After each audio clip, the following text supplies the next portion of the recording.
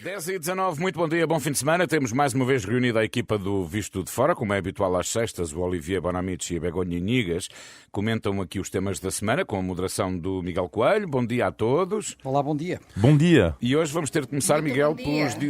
Bom dia. Hoje, Miguel, dizia eu, vamos ter de começar pelos 100 dias da guerra na Ucrânia, não é? Sim, bom dia uma vez mais a todos. Não há forma de escapar ao tema, numa altura em que a guerra continua sem fim à vista, mas primeiro deixem-me só lembrar que o Visto de Fora é uma parceria da Renascença com a Euronet, a rede europeia de rádios. Euronet Plus. E vamos então ao tema Ucrânia, 100 dias depois do início da invasão russa.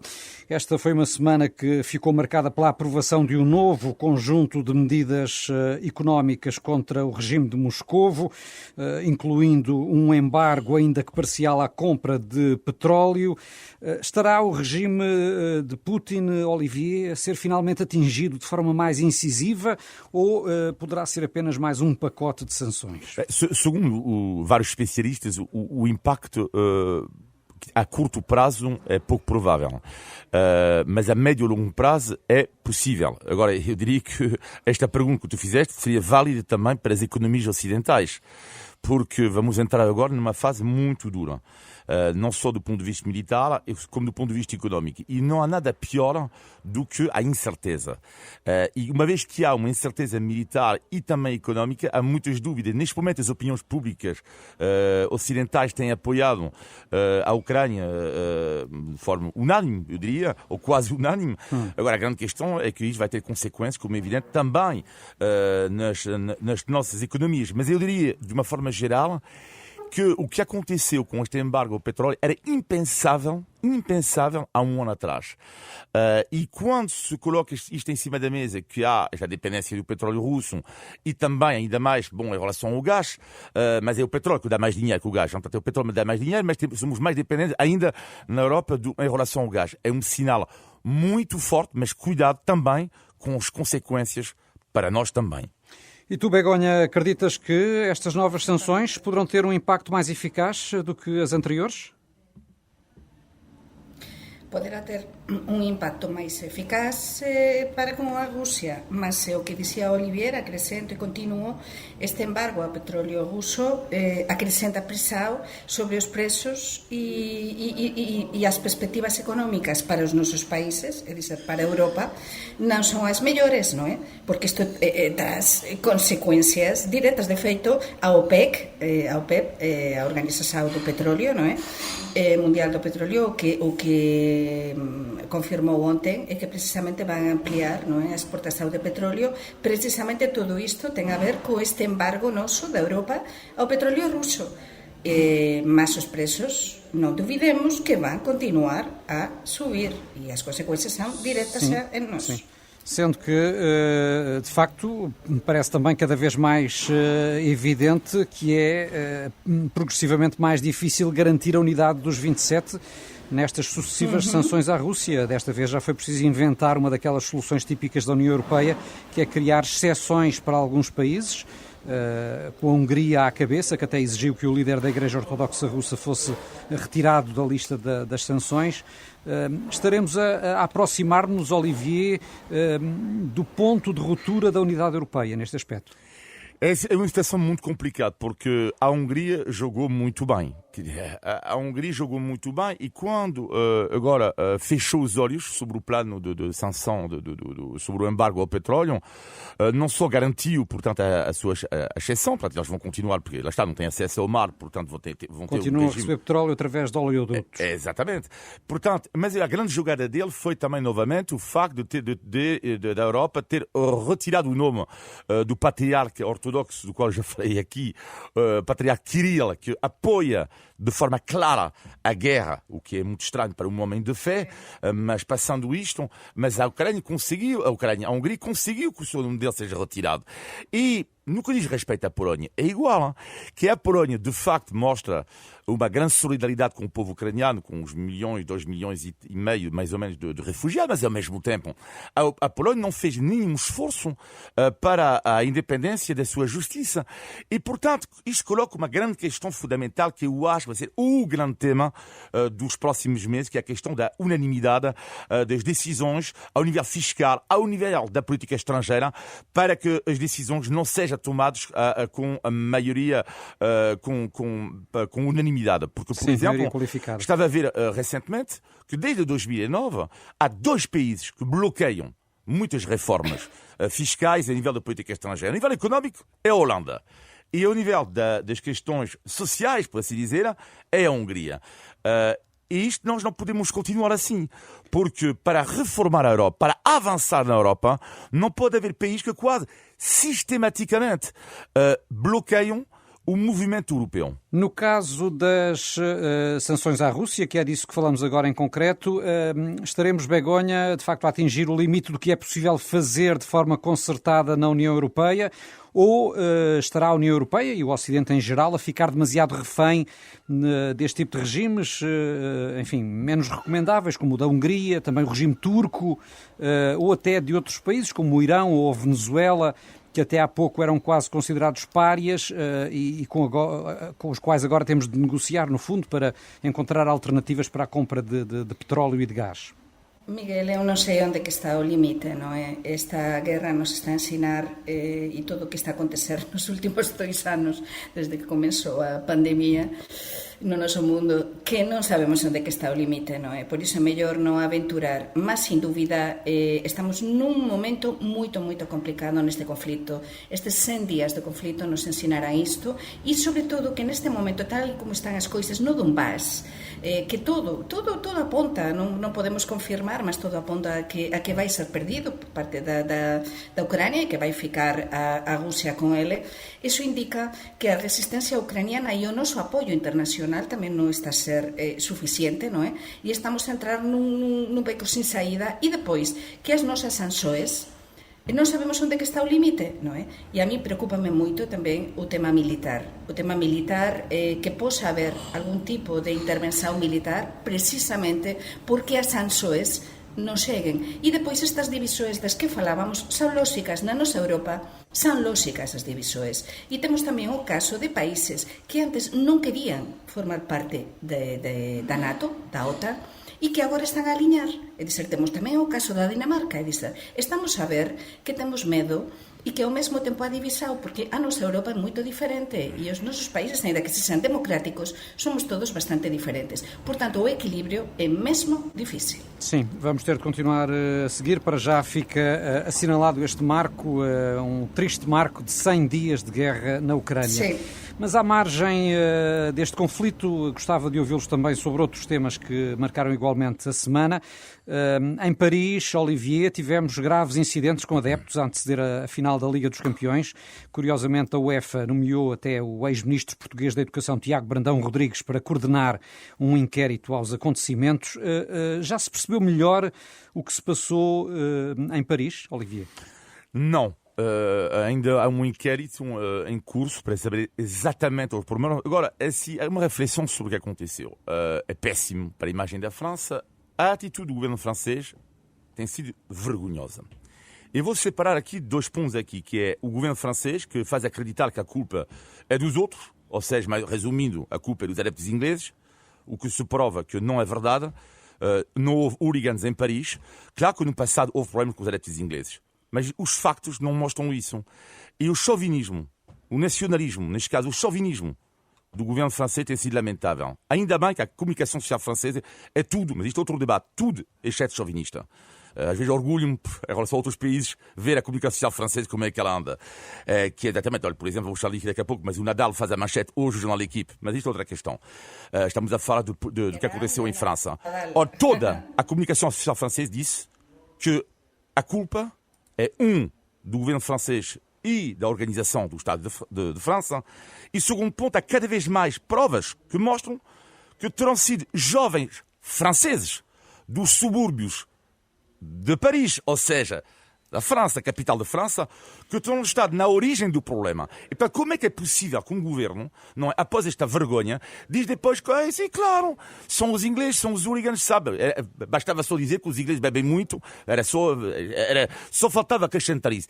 Que falta de responsabilidade, que falta de... Lá está, a arrogância no seu esplendor. Vamos ver também sim, a que conclusões ajuda a chegar o ex-ministro Tiago Brandão Rodrigues no âmbito deste inquérito. Mas então, brevemente, Begonha, para concluir este tema. O que queria dizer é que, claro, como o Real Madrid precisamente xogaba esta final, que gañou, aquí en España as críticas teñen sido imensas, non é?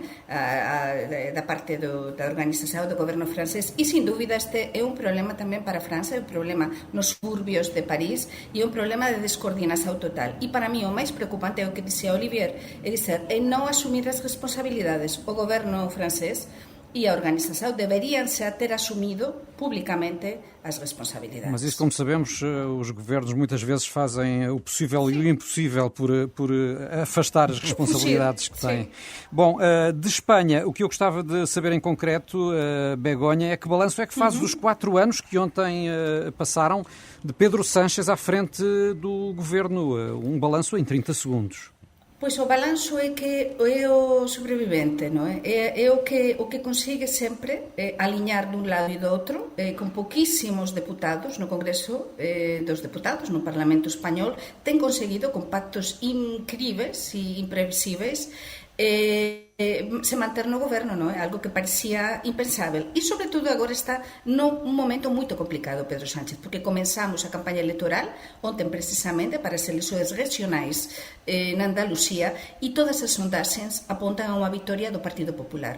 Por tanto, podemos entrar agora, podemos entrar nun novo ciclo político en España, así que moito atentos ao que possa acontecer nos próximos meses. Certo é que estes 4 anos já ninguém lhe tira à frente do governo espanhol. Sí, 4 anos e algo incrível é de ser ter conseguido as alianças, os pactos com uns com outros e se manter, isso sem dúvida. E já que estamos numa onda de aniversários, o que dizer do jubileu de platina de Isabel II de Inglaterra, Olivier, o que é que explica, enfim, mais do que a longevidade, a popularidade da rainha, na tua opinião, apesar de todos os percalços que ao longo dos anos têm assolado a Casa Real Britânica? Eu acho que o fascínio que há no mundo, mas na Europa, em relação à rainha Isabel, tem a ver, na minha opinião, com a nossa sociedade atual, em que tudo decorre super rapidamente. E ela é uma espécie de ponto de fixação. Eu espero ter sido claro que é, quando o mundo há tantas mudanças, um dia sim, um dia não, uma notícia A, notícia B, depois é a guerra, depois é isso, e depois é o Covid. E ela é um ponto de fixação. E um pouco nas nossas vidas precisamos, às vezes, um pequeno de respiração. Afinal, ela é é um monumento, mas é um monumento que respira. É uma espécie de palácio, uma espécie de Tour de Belém, ou de Tour Eiffel, se quiser. Mas a diferença é que ela respira. E exatamente um pouco, às vezes, na vida precisamos de alguém que esteja lá a nos acompanhar, e ela, de facto, nos acompanha há tanto tempo que ela quase faz parte um pouco das nossas vidas, por assim dizer. Não? Será isso, Begonha, ou será apenas isso, sendo tudo de um país que se mantém igualmente monárquico e que tem monarcas, enfim, bastante mais jovens do que a Rainha Isabel II? Como é que olhas para este autêntico fenómeno que é o reinado de 70 anos da Rainha da Inglaterra? Un fenómeno admirável. Primeiro, a Isabel II é unha resistente. Lembremos que a Isabel II foi, pronto, é rainha un bocado por acaso, non é? Por acaso, porque ela non estaba, digamos, para ser, non é? O seu pai, xa para comenzar, non estaba para ser rei. E entón, unha rainha que todos pensaban que o seu reinado podería ser breve, non é? E unha rainha que demostrou saber evoluir nunha sociedade como a británica e que pode estar máis alén do que parece, mas ao mesmo tempo moito centrada e moito focada no que acontece no Reino Unido e sempre como a proteger. Acho que os británicos ven na súa rainha esa muller que sempre está lá por cima de todo e que é máis unha deles, mas que ao mesmo tempo mantén a esencia do Reino Unido. E iso é o que faz que os británicos tenham esta admiração tão grande pela sua rainha. Mas o que eu gostava também de saber de ti, Begonha, como espanhola, o que é que explica as eventuais vantagens de uma monarquia face à República em pleno século XXI? Primeiro, as sociedades británicas, a sociedade británica e española son totalmente diferentes, non é? Os británicos son moito pro-monarquía, non é? No caso español non somos pro-monarquía, a historia o demostrou. Éramos juancarlistas, como eu xa expliquei neste programa, non é? O Juan Carlos I, até que chegou todos os incidentes que chegaran, non é?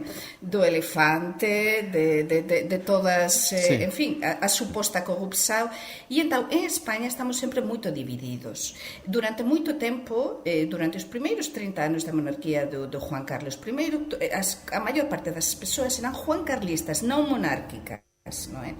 Mas, en cuanto acabou ese fascinio, digamos, entramos nunha fase moitos republicanos a dizer que eran republicanos e a crecer o número de republicanos. Neste momento non é o mellor momento para a monarquía en España.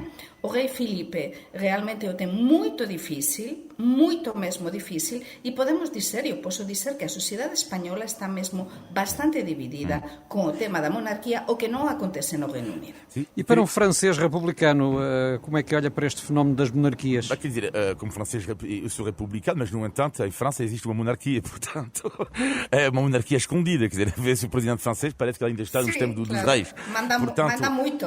Agora, a questão é que o que é interessante, diz a Begoni, que é mesmo verdade, que é, eu fiz um trabalho há um ano atrás sobre a monarquia espanhola e a monarquia britânica para a televisão. E lembro de uma sondagem no jornal ABC, jornal espanhol, que não pode ser acusado de ser de esquerda, e o jornal ABC dizia que os espanhóis eram divididos, mas o que era interessante era ver a divisão. Portanto, os espanhóis era mais ou menos assim. Diz-me para quem tu votas e te direi para se tu és a favor da monarquia ou da república. Resumindo, alguém que vota em Espanha para a extrema-esquerda é republicano, alguém que vota para o PS anda mais ou menos dividido, e alguém que vota para o PP e o partido Vox será mais pro-monarquia ou do que o republicano. E havia um espanhol que dizia uma coisa, um escritor espanhol, esqueci-me dele na altura, que disse algo que me marcou, que o problema às vezes da monarquia é que passamos de uma espécie de imunidade para o estado de impunidade. E acho uma reflexão interessante. Muito bem, faltam agora 25 minutos para as 11 da manhã. Lembram que estamos no Visto de Fora. É um programa que fazemos aqui todas as semanas em parceria com a Euronet, a Rede Europeia de Rádios. Euronet Plus. E por cá tivemos, desde o último Visto de Fora, a eleição de Luís Montenegro para a liderança do PSD e por uma margem muito folgada. Teremos aqui Olivier líder para 4 anos, até às próximas eleições, e com um perfil para fazer sombra a António Costa, ou nem por isso? É complicado dizer isto, ainda é muito cedo. Eu diria que há 2 pontos, neste momento, que jogam mais ou menos ao seu favor. O primeiro é o facto de, na última semana eu disse que era preciso um projeto alternativo ao Partido Socialista. E a alternativa, ela funciona através de propostas, sejam elas boas ou maus, e depois cada um faz a sua opinião. Por isso que eu disse que isto, a força da iniciativa liberal é exatamente ficar claríssima no modelo de sociedade que eu proponho. E quando o Luís Montenegro já faz a proposta de um IRS, portanto, se não me engano, de 15% para os jovens de menos de 35 anos ou 40, não me recordo exatamente a idade, olha, e já é uma proposta concreta. Tu podes discordar completamente da proposta, mas é uma proposta concreta. E quando ele diz o adversário do PSD é, antes de tudo, o PS, ao contrário do seu adversário nas eleições lá para a presidência do PSD, que ele fazia, era claro com o Chega, nunca falar com o Chega, Luís Montenegro, ele não disse isto. Ele não disse nunca falar com o Chega. Ele diz o principal adversário é o Partido Socialista. Também lá, eu acho que está claro. Portanto, quem vota PSD já sabe que, eventualmente, pode haver um dia uma negociação com o Chega. A partir daí, tu votas em função da tua consciência. Mas é esta clareza, no início do seu mandato, que eu acho que ela é positiva para o eleitorado, que ele procura. Não falo por mim, mais uma vez, eu faço uma análise. E para ti, Begonha, quais são os principais desafios de Montenegro? Será a oposição a Costa? Será a afirmação interna e conseguir a unidade do próprio PSD? Será lidar com a concorrência à direita, com a Iniciativa Liberal, o CDS, o Chega, etc.? Para mí o principal desafío é se manter, porque ele o diz claramente no seu discurso de vitoria, no que falou para o país, antes de falar para os seus propios apoiantes, non é directamente a paróquia do PSD, non é? Ele falou claramente de que ele quer ser primeiro-ministro de Portugal, ele está a olhar xa para as europeias, o seu próximo desafío son as eleições europeias de aquí a 2 anos. Entón eu acho que ele ten ese timing para dizer vou conseguir aliñar todas as persoas xunto de min, vou conseguir que esa divisao até agora se converta ou se consega esa unión que non se conseguiu nos últimos anos, non é? Esa divisao de apoios do Rui Río, que se aliñen todos en torno á súa figura, o cual non é nada fácil, ele sabe, e acho que ele se pus como data precisamente estas eleições europeias, porque ele diz unha coisa moito clara no seu discurso: eu tomarei nota e eu asumirei responsabilidades do que acontecer nas eleições europeias. Portanto, estes 2 anos non son 4, estes 2 anos son decisivos. Entretanto, esta semana o Governo confirmou a intenção de estudar a semana de trabalho de 4 dias. Para já a ideia é avançar com testes piloto em algumas empresas privadas. Sei que em França e em Espanha já tem havido este debate e mesmo algumas experiências. Como é que tem sido em França, Olivier? É assim, em França não há tanto experiência, como a Begonha vai falar, como em Espanha, por exemplo, mas já há alguns empresários que já têm isto, já têm feito a semana de 4 dias na empresa deles, nomeadamente no setor da hotelaria e da restauração. O que é interessante, tendo em conta, eles consideram esta experiência super positiva, mas, no entanto, o que é super interessante e que eu receio nesta medida é que eles consideram que é positivo. Tudo bem. Agora, o que às vezes me preocupa é que comparamos países como França, ou com a Espanha, com a Islândia, com o Reino Unido, e que são realidades completamente diferentes. É isto, às vezes, que me faz confusão. Primeiro, é claro que é preciso fazer testes, mas depois, no caso deste restaurante em França, ele diz, é ótimo, assim os meus empregados descansam 3 dias, estão todos contentes. E depois eu pensei, então, mas eles descansam 3 dias durante a semana, então, mas então em Portugal... Estamos em Portugal, eu conheço muitas pessoas que trabalham nesta área, e a minha pergunta é assim, quem é que tem até 2 dias de descanso? Nem falo de 3, estou a falar, quem é que tem 2 dias de descanso? E, portanto, às vezes, o que me faz um pouco confusão, é que já se fala em Portugal, ok, é ótimo fazer testes de 4 dias, mas há tantos outras prioridades para mim neste momento, não é? Que diz respeito aos ordenados, que seria a luta contra os falsos recibos verdes. Isto sim é uma vergonha. Isto sim é uma vergonha. E parece que é sempre antes. É do tipo, vamos vender computador Magalhães antes de nós termos livros, acesso a todos. É um pouco se precipitar, na minha opinião, mas não deixa de ser uma pista interessante para o futuro do mercado do trabalho. E em Espanha, Begonha? En España se teñen feito algún tipo de proxectos piloto en empresas, é verdade que sae continuamente nos órganos de comunicación social algunha reportaxen a falar de algunha empresa que se puse en marcha de sectores, sobre todo os servizos, non é? Este tipo de xornadas ou este tipo de empregos que teñen 4 días de traballo por semana. Mas o que eu diría aquí, acrescentaría o que dixo Olivier, é que en Portugal efectivamente é moito importante, por exemplo, tentar conciliar a vida laboral e a vida profesional e familiar. Entón é moito importante que se apostase, para mí, antes de apostar nos 4 días de traballo por semana, eu apostaría no traballo intensivo, como se faz en España, por exemplo, na administración pública, é dizer, das 8 ás 3, por exemplo, para tentar conciliar a vida laboral. Ou, por exemplo, tentar, efectivamente, o que dixía Olivier, que realmente há persoas que non consiguen descansar 2 días por semana, por exemplo. E tentar tamén que as persoas se comecen antes a traballar e acaben antes, como acontece no norte de Europa, porque en Portugal as xornadas laborais prolónganse demasiado, non é? E se faz todo moito da parte da tarde. Entón, há moitas coisas que teñen de mudar antes de pôr 4 días por traballo, ou 4 días de traballo por semana. Ficam estas sugestões alternativas da Begonha. E até assim acabava o visto fora, não é? Se tivéssemos só 4 dias de trabalho. Exato, tínhamos só de segunda à quinta. Bom, temos entretanto a boa notícia de que o turismo em Portugal está a recuperar e a regressar aos níveis pré-pandemia. Mas, por outro lado, temos tido notícias de que o aeroporto de Lisboa continua a dar problemas. Tivemos horas de espera para milhares de turistas ainda recentemente. O aeroporto foi considerado o pior do mundo numa tabela que surgiu na imprensa. É capaz, enfim, não ser assim tão mau, mas não deixa de ser, Olivier, um mau cartão de visita. Sim, bom, lá forte, pouca gente fala disso. Eu sei que em Portugal existe uma obsessão, mas isto seria uma coisa sociológica, com o melhor e o pior, né? O melhor e o pior da semana. É difícil acreditar que o aeroporto de temos Lisboa seja o pior do Temos o melhor mundo. vinho, mas temos o pior aeroporto, temos o melhor coisa, mas temos o pior. Isto é Portugal. Adoro. Isto é uma coisa sociológica. Isto é extraordinário. O pior e o melhor destino turístico, mas o pior aeroporto. Pronto, enfim. Passando. Não, o que é que adorei na classificação é que eu vi, de facto, que dois aeroportos que são lamentáveis, que são, do que diz respeito, o Orly e Charles de Gaulle, para quem esteve, não é? É terrível. E eles também estão perto de Lisboa. Mas, resumindo, Orly, Charles de Gaulle e Lisboa, os aeroportos entre os piores que eu conheço. Portanto, é assim. Eu escrevia, hoje em dia, viajar, antigamente era um luxo. Dizia o quê? Vou viajar. E tipo, tu estavas contente. Dizia, uau, vou ter tempo, vou lá comprar uma coisinha, um jornal, vou-me sentar. Em Lisboa, eu ali, às vezes nem podes te sentar numa cadeira.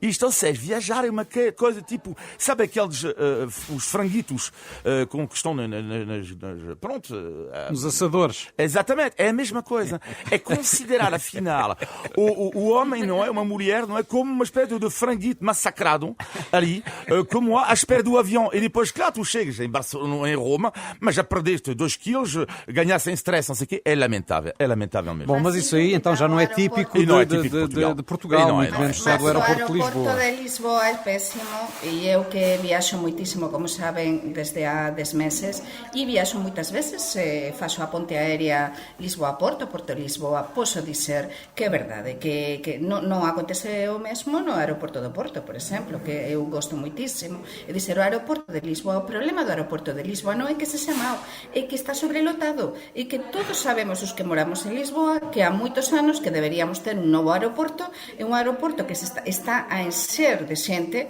e é un desastre total porque cando tenes de apañar un voo tens que chegar con moitísima antecedencia precisamente pela cuantidade de xente que há. Entón iso dá unha imaxe para o país porque os nosos políticos deberían lembrar que a primeira imaxe de unha persoa que chega de avião a Portugal é o aeroporto. Entón é fundamental ter cuidado con isto. Ora, muito bem, faltam 15 minutos para as 11. O que não pode agora faltar mesmo no Visto de Fora é o índice de Tugalidade. Índice de Tugalidade. Ora, vamos lá então ver se a Begonha e o Olivier acertam no desafio português desta semana. Bom, é certo que pelas piores razões, mas de repente todos ficámos a conhecer a bandeira da Ucrânia, as cores amarela e azul. E ouro sobre azul, o que significa? Ouro sobre azul é uma coisa. É a cereja em cima do bolo. Não? Não é igual? Deixa ouvir a Begonha? Begonha? Eu, sinceramente, outras vezes tenho uma ideia, mas neste caso nunca ouvi. E, portanto, sim, já ouvi. Não sei. O ouro sobre azul. Eu não. É tipo, é daqui, é tipo. A cereja no topo do bolo, como tu costumas dizer em Portugal. Sim. Pode dizer-se que sim, não é, Acho Miguel? que sim, acho que sim. Meu Deus! Acertaste, Olivier, muitos parabéns. Ao fim de 5 anos. Há 25 anos, vi tudo fora. Olivier, sem dentes, consegue. Gol, Olivier, 0 Begonha. Sem dentes e sem ajuda. Sem dentes seria falar cabelo. assim. Ora bem, ouro sobre azul usa-se como sinónimo de algo que fica perfeito ou que resulta muito bem. É como a sardinha no pão. É ouro sobre azul. Olha que belo exemplo. Vamos em frente. Índice de Tugalidade. Ora, antes de fecharmos, temos ainda, como sempre, o positivo e o negativo da semana. Vamos ao negativo, Begonha. Pois o negativo, estábamos a falar do aeroporto de Lisboa e eu teño de acrescentar que non é só o aeroporto de Lisboa, eu ando dun lado para outro e amo Lisboa, como saben, mas teño de ser sincera nisto. Estou a ver unha descaracterización enorme da cidade. Precisamente, fin de semana pasado, tive festa de anos dunha grande amiga portuguesa e todas moramos en Campo de Urique, nos coñecemos en Campo de Urique, Lisboa, e falábamos precisamente da descaracterización do noso bairro, non é? Que un bairro que adoramos, que defendemos, que vestimos a camisola, mas que estamos a ver que se está a descaracterizar. E se falamos con outros bairros da cidade, digamos Alfama, por exemplo, outros moitos bairros, as persoas van dizer a mesma coisa. Então, acho que os nosos políticos deben ollar, e neste caso temos un novo presidente da Cámara Municipal que debería, e o goberno tamén, deberían ollar para isto, porque Lisboa non pode perder a súa grande esencia e a súa autenticidade. O pior da semana para a Begonha em direto da cozinha. Ora bem, e o teu negativo, Olivier? O meu negativo é a morte portanto, um jornalista esta semana francês que se chama Frédéric Leclerc-Imhoff, morreu na Ucrânia, mas o que me marcou, portanto é mais um, não é o primeiro a morrer, mas o que me marcou na morte dele foi o que disse a mãe dele. Esta frase marcou-me imenso esta semana, e passo a citar a mãe deste jovem jornalista francês. Eu penso agora em todas as mães ucranianas que choram os seus filhos. Eu penso em todas as mães russas que nunca mais vão rever os seus filhos. Eu, pelo menos, apesar da dor, sei porque é que o meu filho morreu.